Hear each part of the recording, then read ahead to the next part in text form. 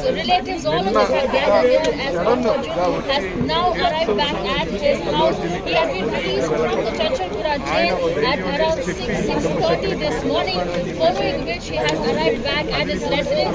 What you can see here is celebrations that have come out now as the family is excited, have gathered out here, talking to his wife, his kids, and his mother and father who have welcomed him into the family as well.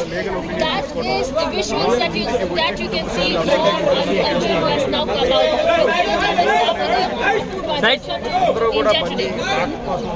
నిన్న ఖచ్చితంగా మళ్ళీ మాట్లాడాలి అని చెప్పి మీరు కూడా సమయం